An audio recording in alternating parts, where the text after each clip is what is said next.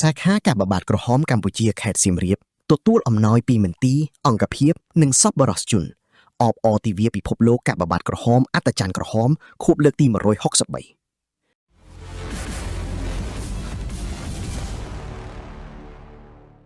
នៅថ្ងៃទី18ខែឧសភាឆ្នាំ2026នេះឯកឧត្តមប្រាក់សុផាន់អភិបាលខេត្តសៀមរាបនិងជាប្រធានគណៈកម្មាធិការសាខាការបបាត់ក្រហមកម្ពុជាខេត្តសៀមរាបនិងលោកជំទាវបានអញ្ជើញទទួលអំណោយជាថវិកាពីមន្ទីរអង្គភាពរដ្ឋបាលក្រុងស្រុកវិស័យឯកជននិងសប្បុរសជនឧបត្ថម្ភជូនដល់សាខាការបបាត់ក្រហមកម្ពុជាខេត្តសៀមរាបក្នុងឱកាសអបអរសាទរខួបលើកទី163ទិវាពិភពលោកការបបាត់ក្រហមនិងអត្តច័ន្ទក្រហមក្រោមមូលបត្របន្តរួមកម្លាំងគ្នាដើម្បីមនុស្សធម៌8ឧសភា1863 8ឧសភា2026ក្នុងឱកាសនោះឯកឧត្តមប្រាក់សុផាន់បានថ្លែងអំណរគុណចំពោះសន្តានចិត្តសប្បុរសធម៌របស់ឯកឧត្តមលោកជំទាវលោកអ្នកអុកញ៉ាលោកស្រីនិងបងប្អូនប្រជាពលរដ្ឋគ្រប់មជ្ឈដ្ឋានទាំងអស់ក្នុងការជួយគាំទ្រក្នុងបុព្វហេតុការងារមនុស្សធម៌ដើម្បីសម្រាលទុក្ខលំបាករបស់គ្រួសារងាយរងគ្រោះនិងរងគ្រោះដោយគ្រោះមហន្តរាយនិងឧបទ្ទវហេតុផ្សេងៗបណ្ដាលមកពីការប្រែប្រួលអាកាសធាតុពិសេសគ្រួសារភៀសឹកកំពុងស្នាក់នៅក្នុងភូមិសាស្ត្រខេត្តសៀមរាបឯកឧត្តមប្រាក់សុផាន់បានបញ្ជាក់ថា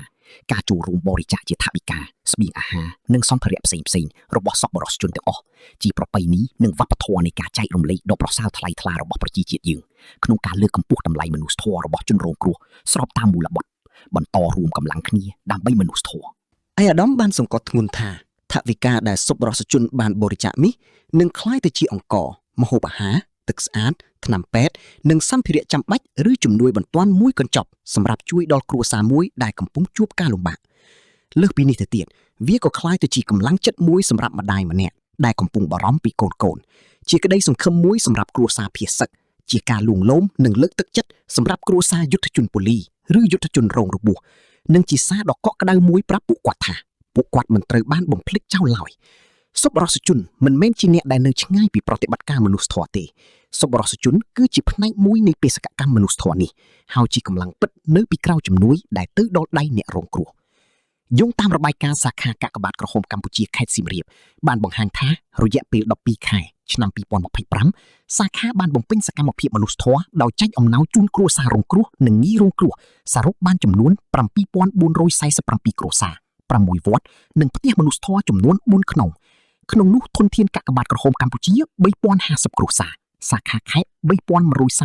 គ្រួសារផ្ទះមនុស្សធម៌4ក្នុង5វត្តអនុសាខា3466គ្រួសារ1វត្តនិងសប្បុរសជន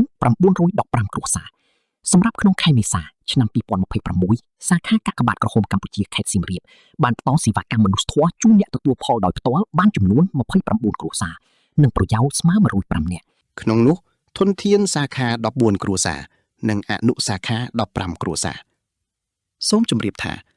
សប្បុរសជនគ្រប់មជ្ឈដ្ឋានអាចបរិច្ចាគជូនសាខាកាកបាទក្រហមកម្ពុជាខេត្តសៀមរាបតាមរយៈក្រុមការងារបដិសណ្ឋារកិច្ចនិងរៀបចំកម្មវិធីរៀងរាល់ម៉ោងធ្វើការនៅទីស្នាក់ការសាខាកាកបាទក្រហមកម្ពុជាខេត្តឬអាចបរិច្ចាគតាមរយៈគណនីធនាគារ ABA កាណាឌីយ៉ានិងធនាគារវឌ្ឍនៈរបស់សាខាគណនីឈ្មោះ CAMBODIAN Red Cross SR មីសុខារិតភ្នាក់ងារខេត្តសៀមរាប